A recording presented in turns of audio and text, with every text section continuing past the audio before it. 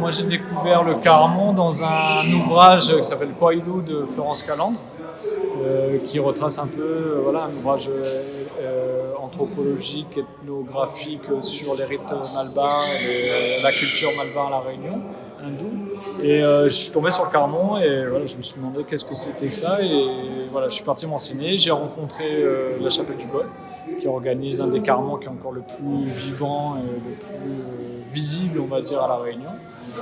Et de là, de fil en aiguille, j'ai rencontré différentes personnes qui participaient et j'ai eu l'envie de faire un film documentaire parce que je suis tombé, pas amoureux, mais j'ai été saisi de manière vraiment sensorielle par ce carnaval-là. Au niveau du son, au niveau des habits, quand j'ai débarqué mon premier Caramon, je croyais que j'étais ailleurs, j'étais pas à La Réunion. Pourtant, je connaissais un petit peu La Réunion. Mais bon, voilà, pour moi, ça m'a transporté en fait.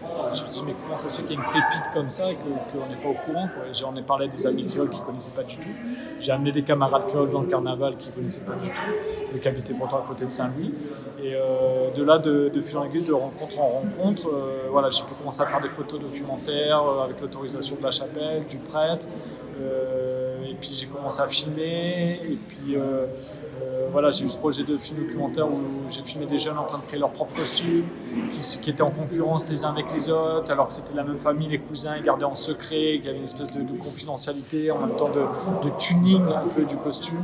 Et tout ce rapport humain en fait m'a beaucoup touché. Et en même temps, cette créativité, cette inventivité, cette, on va dire, d'art populaire, entre guillemets, entre l'artisanat et vraiment un art qui est fait pour un instant donné, parce que normalement, les costumes sont jetés. Moi, au moment où comme j'avais suivi des groupes, j'ai demandé si je pouvais garder certains costumes en vue d'une exposition, ça c'était en 2018.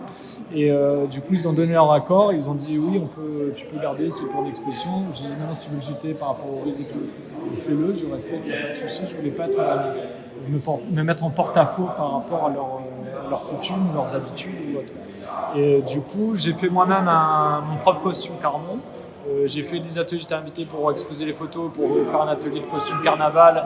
Et avec des jeunes de Saint-Louis, ils voulaient faire un costume Caramon. Donc on a fait un costume Caramon, un qui est exposé là d'ailleurs pour leur rendre hommage. Et puis après, j'ai invité différentes personnes que j'ai rencontrées, des acteurs, on va dire, artistiques de ce carnaval-là. Il y a Tonton Luc avec qui on a fait le cheval, qui a 86 ans maintenant, qui est un potomitan du quartier du Gol, qui est lui qui fabrique l'hôtel, il fabrique les chevals, il fabrique le baba. Aujourd'hui, il est vieillissant. Il est un peu sénile, mais c'est un des piliers vraiment identitaires et de création, de créativité au niveau du Gol.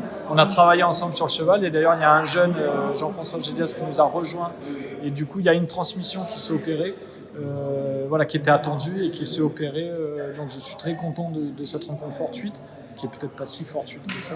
Et donc là, cette exposition, c'est un peu aussi rendre hommage à ce savoir-faire, à cet investissement pendant la Pâques. En fait, quand le Caramon se prépare, il y a tout un quartier qui est en émoi, qui est en émulsion. Et ça m'a touché. Et c'est vraiment ce rapport humain-là. Et c'est un peu l'idée là que j'ai voulu retransmettre avec cette exposition. Donc c'est une expo collective. Donc je me suis positionné en tant que commissaire. Alors c'est pas un grand commissariat parce que je suis un commissaire débutant, mais c'était coordinateur, en fait, faire le lien en fait entre ces personnes-là, les inviter et valoriser en fait leur savoir-faire, leur partie prenante dans ce carnaval qui n'a pas lieu depuis 4 ans à cause du Covid, à cause des élections, pour différentes raisons, à cause de financement. Moi j'ai réalisé des photos documentaires, j'ai un projet de film documentaire dessus. Et c'était travailler ensemble et c'est vraiment cette mise en valeur.